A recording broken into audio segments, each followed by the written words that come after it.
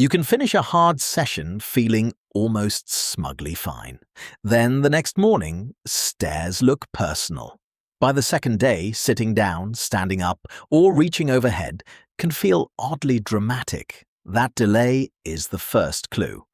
DOMS is not simply the workout burn arriving late. DOMS means delayed onset muscle soreness. It usually appears 12 to 24 hours after unfamiliar or harder exercise, often peaks around 48 to 72 hours, then eases over several days.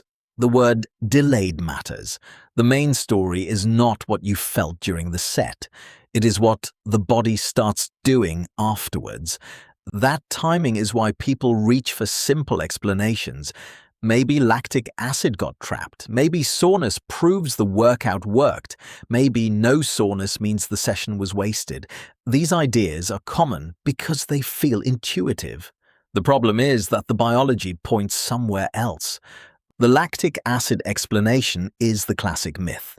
The burning sensation during hard exercise is real, but it clears long before DOMS normally begins. So if the ache arrives tomorrow or the day after, it cannot be explained by yesterday's burn simply hanging around. The second myth is more tempting. Sore means effective. But soreness is a rough sign that a tissue met a stress it was not fully prepared for. It is not a score. It does not tell you whether the program was well designed, whether muscle growth will be better, or whether progress is guaranteed. A useful reframe is this. DOMS is less like a badge and more like a delayed repair signal. The body has noticed unfamiliar mechanical stress. Then it sends immune cells, fluid, chemical messengers, and repair machinery into the area. Pain is one part of that process, not the whole meaning of it. The strongest trigger is usually eccentric contraction. That means the muscle is working while lengthening, lowering a dumbbell, controlling the down phase of a squat, running downhill, or slowly stepping down from a box. All ask the muscle to break under load. That braking action can stretch parts of the muscle fiber beyond their current capacity. At microscopic level, tiny contractile units called sarcomeres can be disrupted. This is not random destruction. It is controlled microtrauma in structures that the body can repair and adapt to.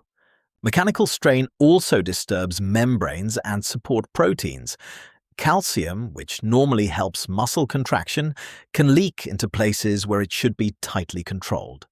That extra calcium can activate enzymes that start breaking down damaged components, clearing space for repair. Now the immune system enters the story. Inflammatory messengers such as TNF-alpha, IL-1 beta, and IL-6 rise in the affected tissue. Their names sound like trouble, but their role is not just to cause pain. They help coordinate cleanup, signaling, and rebuilding. Macrophages, a type of white blood cell, move into the muscle. They help remove damaged material and release more signals for repair. This is one reason DOMS feels delayed. The body is not reacting like a switch. It is building a response over hours. The ache itself comes from nerves becoming more sensitive. Inflammatory chemicals and tissue swelling make pain receptors easier to trigger. Movements that were normal yesterday now send louder messages to the brain. That is why the sensation often feels deep, diffuse, and achy rather than sharp. At the same time, repair is expensive. Muscle protein synthesis rises as cells rebuild damaged structures.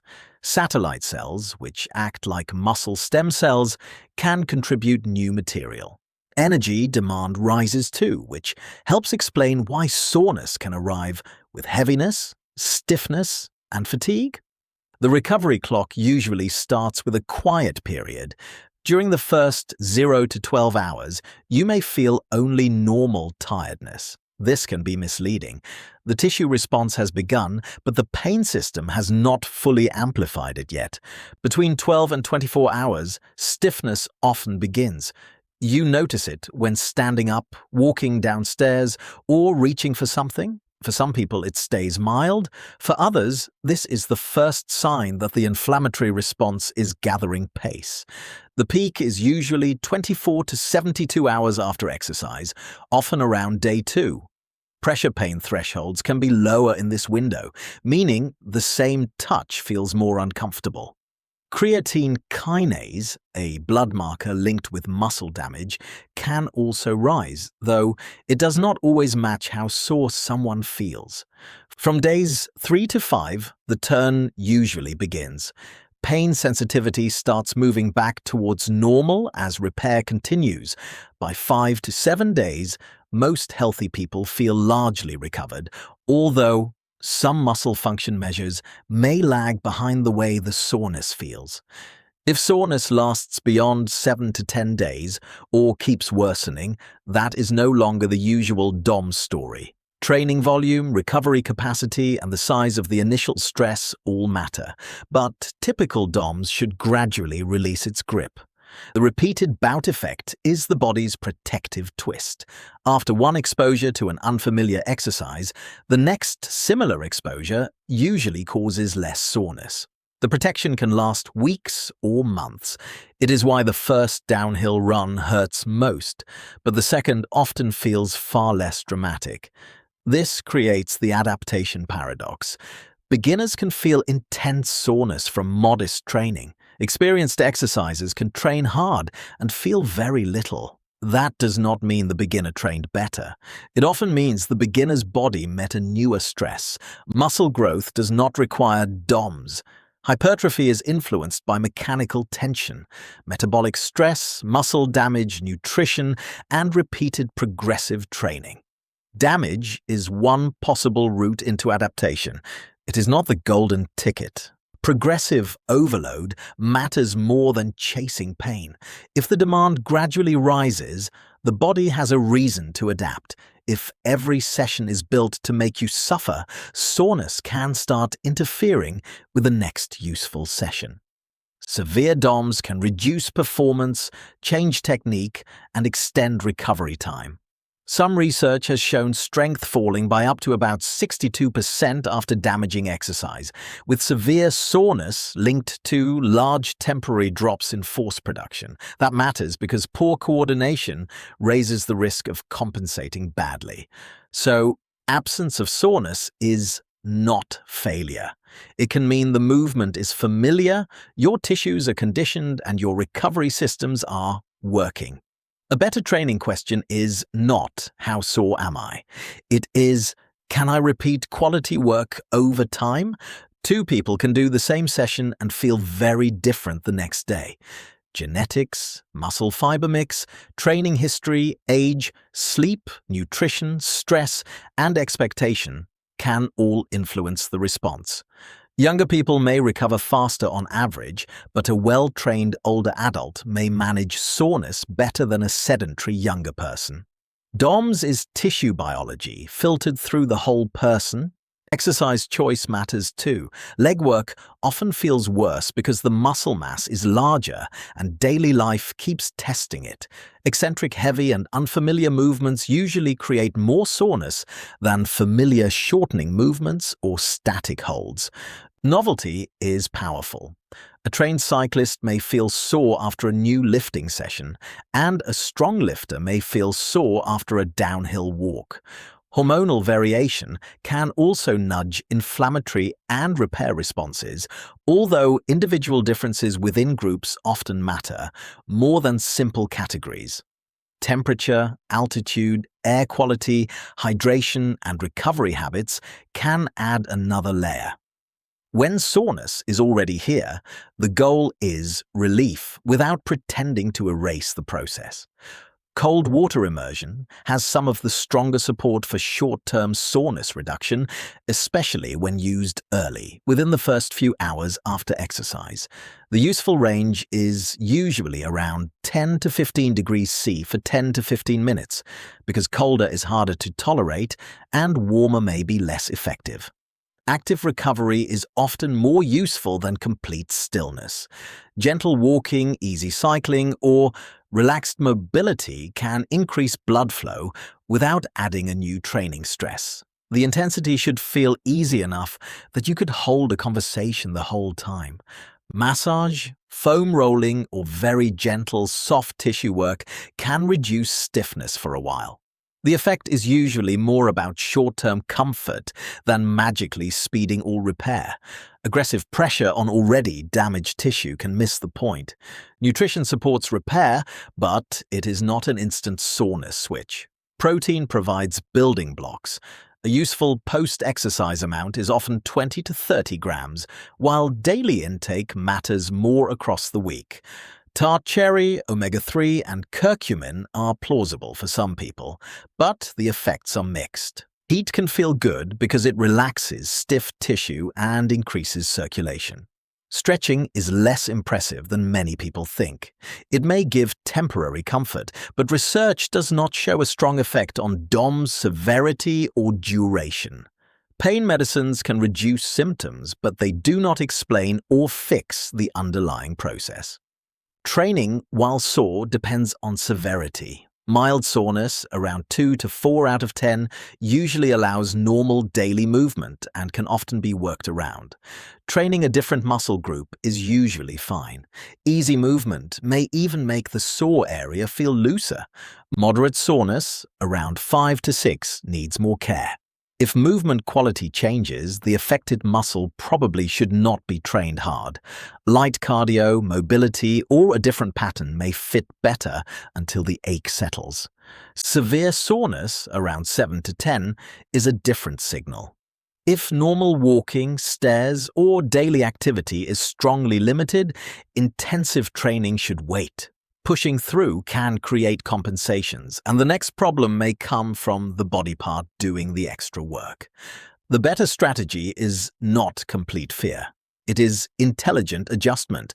Upper-lower splits, push-pull changes, lighter technique sessions, and easier movement can keep consistency while respecting the tissue that is repairing. Prevention starts before the soreness arrives. Gradual progression is the strongest lever.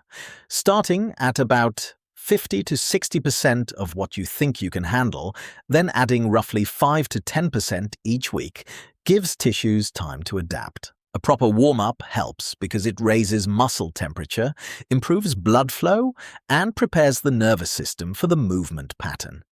10 to 15 minutes of dynamic preparation usually fits better than jumping straight into the hardest work.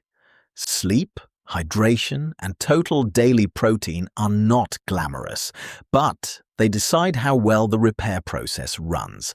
7 to 9 hours of sleep, steady fluid intake, and enough protein across the day support the background conditions that make soreness easier to recover from. Consistency is the quiet protector. Sporadic, hard sessions keep shocking the system. Regular, moderate exposure teaches muscles, tendons, nerves, and connective tissue what to expect. Over time, the same activity can produce less soreness because the body has built a better defense. The important distinction is between delayed soreness and injury pain. DOMS usually appears the next day, feels broad and achy, and affects a whole movement pattern. Injury pain often appears during exercise or immediately after, and it tends to be sharp, localized, and easier to point at. Symmetry can help, but it is not perfect. Both legs aching after squats fits DOMS. One small spot hurting sharply on one side deserves more attention.